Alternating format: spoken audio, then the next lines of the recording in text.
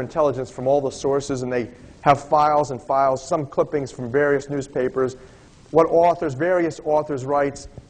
Therefore, if you're an author, for example, that's on cutting edge in this room right now, and you're divinely inspired, and the Creator's giving you blessings, and then you begin to write, and you put out your information, no doubt that information is going to end up in a CIA file somewhere, or an MI6 file, and that will then help to determine what their response strategy is going to be. So I was now following anthrax. I had files on anthrax for years and saw some really suspicious things when the FDA, in an unprecedented maneuver, selected Cipro, Bayer Corporation. Bayer, of course, was one of the founding organizations for IG Farben, Germany's leading industrial organization that, for all practical purposes, was the Third Reich. Top SS were directed by Schmitz, Hermann Schmitz, who owned more shares of Rockefeller stock than any of the Rockefellers did individually. So anyway, Bayer, Aspirin Corporation, here you see the Bayer logo. You see the Bayer logo? You think it's a coincidence that it's a red cross? Okay? And the original Bayer symbol was a lion, which is the royalties symbol, with its paw over the globe. Okay? That's a mistake. That's just a coincidence. There's nothing conspiracy-oriented about that.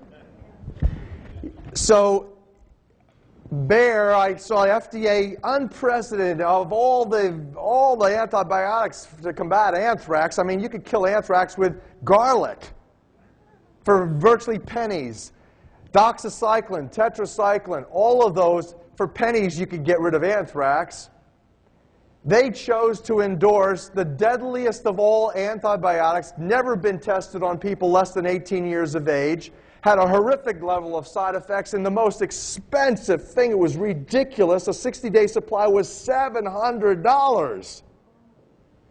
So I saw that already. It was about 2 years before this scam. I then was watching television, I think it was around September 27th. Of course, September 11th, 2 weeks later, right?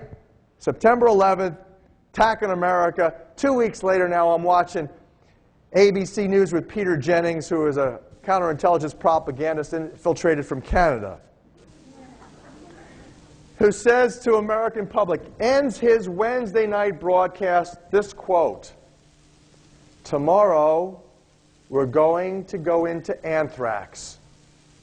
We're going through your fears, one by one, day by day. Good night." End quote. I kid you not. Get it? Look it up. You know, that wasn't as startling, though, as Tom Brokaw, 2 weeks later, holding up a bottle of Cipro on national, news, prime time, with the backdrop, get the segment, New World Order, holding up Cipro saying, "In Cipro we trust." Kid you not, it's reality.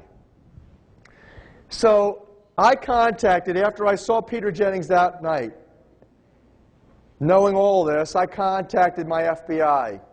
Kevin Dunton in Coeur d'Alene. Of course, FBI in northern Idaho is very active. Why? Because all my Jewish friends back on the East Coast say, "What are you, nuts? A Jew moving to northern Idaho? Don't you know they're Nazis there?" I tell them, of course, somebody's got to go keep an eye on them, So the bottom line is, the real Nazis that we have in northern Idaho are like the pawns. The movers and the shakers live in the high rises of New York and Berlin. They were the ones who fund the Looney Tunes, that maybe a dozen of them in northern Idaho, that gets the national press. Okay?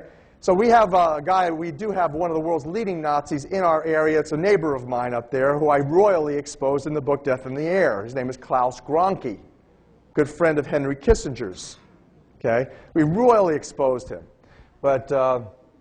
And he deserved it. I mean, on his front yard, he's got SSS 666, that it's like a windmill.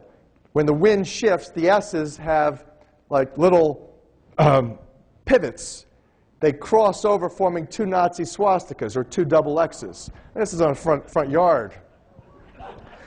So yeah, he just lays it right out in front of your eyes. So at any rate, and by the way, when I exposed that fellow, at the same time I exposed Ian Fleming's series of novels being, the 007 novels, being counterintelligence propaganda, royally, because it was the View to a Kill. You remember that video, View to a Kill now? Go get it someday. Look at it, because it's true. The story is about Maxim Corporation, M-A-X-X-A-M, Maxim. Double X in the middle is, again, 66. Like Phillips 66, Route 66, America's highway, At any rate, I'm not going to go into that. It's a different presentation. But I called the FBI. I called Kevin Dunton. I got that. Kevin Dunton, FBI agent, not in command, but I think second in charge of the Coeur d'Alene office, very active in seeking out Nazis. And I said, you've got an anthrax scam unfolding in the United States right now, the origin of which relates to the Bayer Corporation, Hermann Schmitz et al. And his progeny, directors of that company, which essentially is intimately linked to the Nazis you've been investigating. You better get on this. I didn't hear from them. So the next day, Thursday, I drove down to Coeur d'Alene. I marched into the FBI office, and I delivered a copy of the book Death in the Air along with a paper that I wrote for him to immediately alert every single FBI agents at the highest levels. Get on this. This is important.